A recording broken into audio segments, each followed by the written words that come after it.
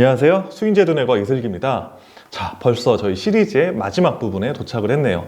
저희가 첫 번째 부분에서는 이제 산만한 아이를 기질적인 요인에 따라서 저희가 구별을 한번 해봤고, 그리고 두 번째 시리즈에서는 검사를 통해서 어떻게 도움을 줄 수 있고, 객관적인 그리고 무엇보다 제일 중요한 건 아이를 바라보는 부모님의 따뜻한 시선을 어떠한 경우에라도 놓치지 않으시는 게 굉장히 중요하다.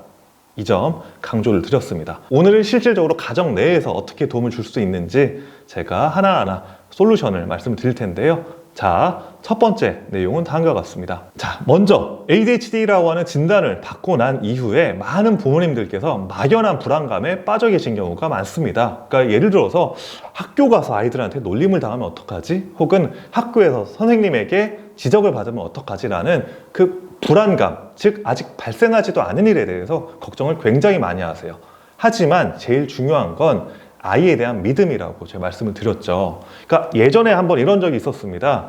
그러니까 학교 선생님한테 너무 자주 전화를 받다 보니까 어머님이 학교에 대한 공포심이 좀 생기신 거예요. 그래서 그 초등학교에 가면은 엄마들이 만드는 그 단체 카톡방들이 있죠. 근데 그 단체 카톡방에서 부쩍 눈에 띄게 말수가 줄어드신 거예요.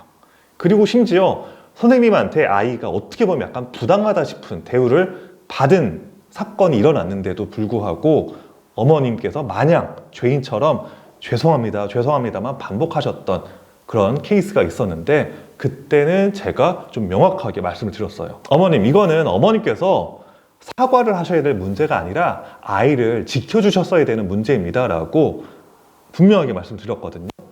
즉 여기서 이제 포인트는 뭐냐면, 우리 아이가 만약에 잘못했다고 하더라도 엄마는요, 엄마로서 보호자 역할이 되어야 됩니다. 그런데 이런 ADHD 진단을 받았다는 이유만으로, 그리고 주변 엄마들과의 관계에서도 심리적으로 이렇게 위축이 되어 나가면서 어머님도 굳이 가지지 않아도 되는 죄책감, 그리고 불필요한 불안감을 갖고 계신 경우가 굉장히 많았어요. 하지만 이런 경우에도 어느 경우에건 자기 주장을 좀 당당하게 하셨으면 좋겠습니다. 이게 말은 굉장히 쉬울지 몰라도 생각보다 이런 산만한 아이를 키우고 계신 부모님들이 실질적으로 갖고 계신 고민거리 중에 하나일 거라고 생각을 합니다. 그런데 이렇게 자기 주장을 하는 게, 그리고 나는 학부모이기 이전에 우리 아이의 엄마라는 점을 반드시 좀 기억을 해주셨으면 좋겠고요. 한 가지 더 기억해 주실 사실이 있습니다. 바로 그게 뭐냐면, ADHD라고 하는 이러한 질환 자체는 사실은 사회적인 구조 때문에 나타난 질병이라는 뜻이에요. 자, 이게 무슨 말이냐면, ADHD라고 하는 질환은 과거에, 즉 농경시대에는 없던 질환이에요. 그러니까 이게 정신과적인 질환 같은 경우는 폐렴과는 다르게, 그러니까 폐렴 같은 경우는 그게 고려시대건 조선시대건 병이었습니다. 왜냐하면 실질적으로 몸에 지장을 주는 질환이었기 때문에 그렇죠. 하지만 그러니까 ADHD라고 하는 특성들, 그러니까 관찰력도 많고요. 그리고 굉장히 충동적이라고 하는 말은 다른 말로 바꿔보면 이 아이가 굉장히 활동적이라는 뜻이에요. 그래서 예전처럼 그렇게 사냥을 하거나 활동적인 몸을 사용해야 되는 농경시대, 혹은 사냥을 주로 해야 되는 그런 사회적인 맥락에서는 오히려 장점이 될 수가 있죠.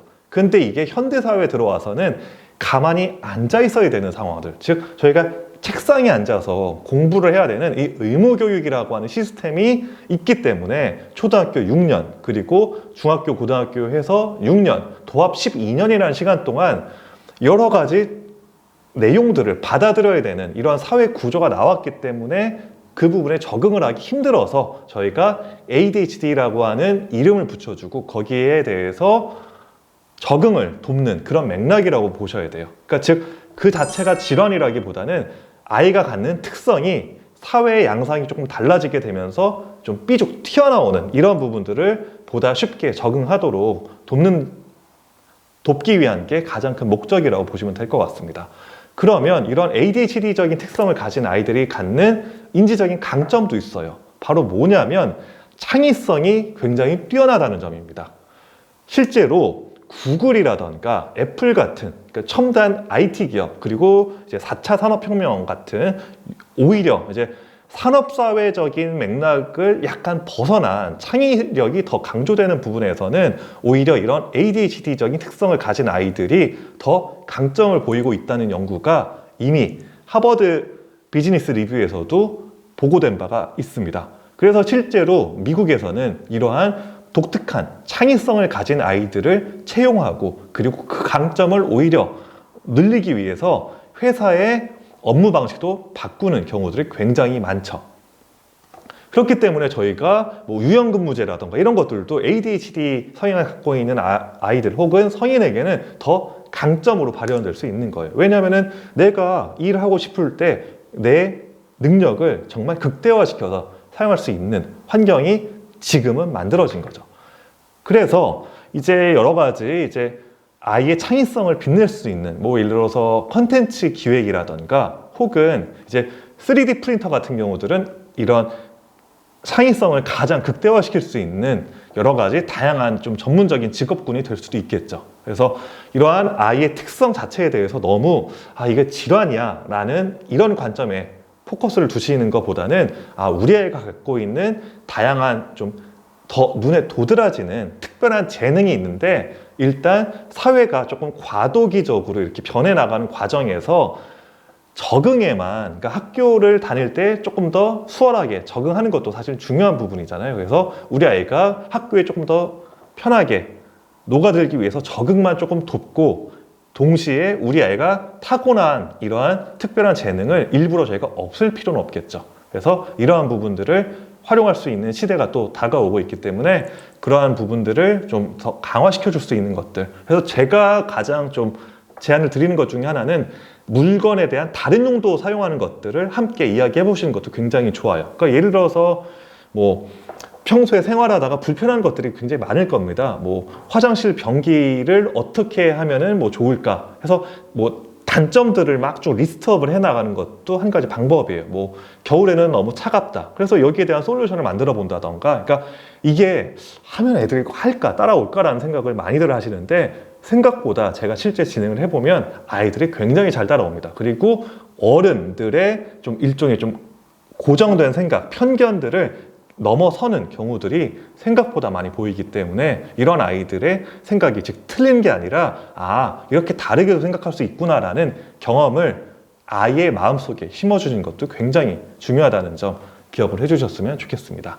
자, 그래서 이제 계속 보셨다시피 결국에는 ADHD라고 하는 진단명에 갇힐 필요도 없고요. 그리고 우리 아이가 갖고 있는 오히려 특별한 잠재력일 수 있다라는, 즉 이러한 아이를 바라보는 관점과 시선이 굉장히 중요하다는 점 이제 충분히 느끼셨으리라 생각을 합니다. 그래서 이러한 부분을 반드시 기억을 해주셨으면 좋겠고요. 이상으로 수인제 돈의 과학 이슬기였습니다. 감사합니다.